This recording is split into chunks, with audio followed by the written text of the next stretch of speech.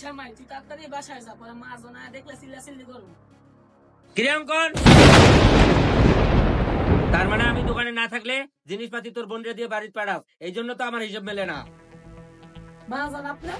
হ্যাঁ আমি দোকানে না থাকলে এভাবে বোনরে দিয়ে দোকানের মাল বাড়িতে পাঠায় দেস। আরে না মা জন, আপনি ভুল বুঝতেছেন। আমি ভুল বুঝতেছি না? আমার নিজের চোখে যা দেখলাম এটাও কি ভুল? তুই আমার ভুল আর সঠিক শিকার। ভাই আপনি কাজটা কি করলেন? আপনি কোনো কিছু না বুঝেই ছেলেটাকে থাপ্পড় দিয়ে দিলেন। কোনো কিছু না বুঝছে মানে? আমি নিজের চোখে দেখলাম আমার দোকানের সামনে তার বোনকে দিয়ে বাড়িতে পাঠা দিচ্ছে। ভাই আপনি কোনো কিছু না বুঝেই ওকে মেরে দিলেন। আগে ওর পুরো কথাটা তো শুনতেন, ওর অপরাধটা ছিল কি ছিল না। আসলে ভাই আমি এখানে শুরু থেকেই শেষ পর্যন্ত ছিলাম। এখানে মূল ঘটনা কি হয়েছে আমি সবই জানি। চলেন তাহলে শুনুন এখানে কি হয়েছে।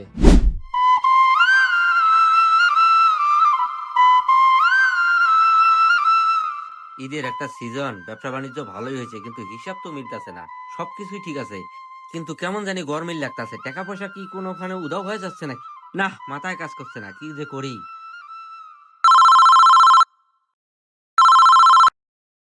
হ্যালো, জি ভাই, আইতাছি ভাই।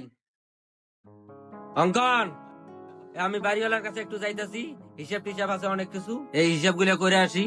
আর আমার এক ভাই আইতাছে, ওনার কাছে অনেক টাকা পাই তু পাই হিসাব করে টাকাগুলো গয়না রাইখা দিবি। আর আসতে আমার একটু দেরি হবে। ঠিক আছে মা জন, আপনি যান, সমস্যা নেই, ভালোভাবে খেয়াল রাখতেছি। আচ্ছা ঠিক আছে, তুমি থাকো, আমি কাজটা সাইডে আসতেছি। ঠিক আছে।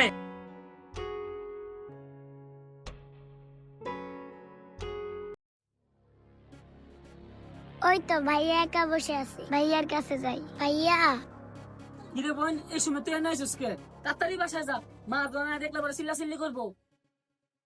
ভাইয়া কালকে তুই নতুন জামা কিনে দিবা না?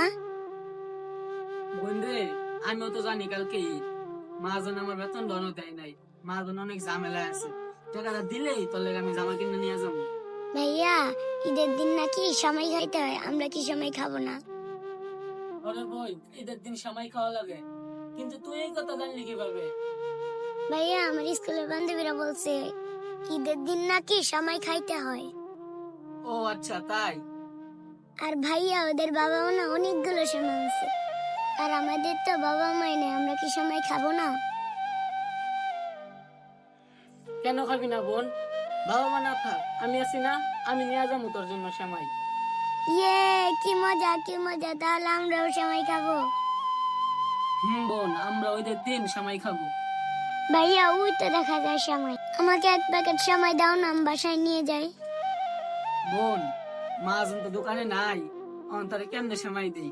মাজন আসুক, তুই এখন বাসায় যা, আমি সময় নিয়ে যাবো না বাসায়। না আমার এক্ষুনি সময় লাগবে, এক্ষুনি মানে এক্ষুনি। বোন রে, এখনো মাজন আমার বেতনটা দেয় নাই, এখন যদি তোর আমি সময় দিয়ে দেই, ওর আইসা দেখলে অনেক বকাঝকা করবো।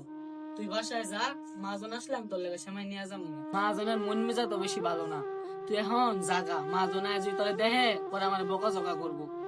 না আমার এক্ষুনি সময় লাগবে, তুমি দিবা নাকি বলো? আচ্ছা, তুই যদি তোর তো বাইনা করতেছস, তোর এক প্যাকেট সময় দেই, পরে আমি মাজনের সাথে কথা বলবো না। ভাইজান এই ছিল মূল কাহিনী। অঙ্কন, আমি জিনিসটা বুঝতে পারি নাই, যাইকে আমার চোখ খুলে গেছে জিনিসটা বুঝতে পেরে। তো আগামীকাল যখন ঈদ, তোমার যা কিছু লাগে তুমি আমার দোকান থেকে নিয়ে যেও, আমি কিছুই বলবো না। দয়া করে প্রত্যেকটা মালিকের দৃষ্টি আকর্ষণ করে বলতেছি, ঈদের আগে প্রত্যেকটা কর্মচারীর বেতন ঠিক টাইমে দিয়ে দিবেন। এতে করে হয়তো বা গরিব অসহায় মানুষদের ঈদটা সুন্দর কাটবে। এই ধরনের ভিডিও প্রতিনিয়ত পেতে আমাদের সাথে থাকার অনুরোধ রইল। অসংখ্য ধন্যবাদ।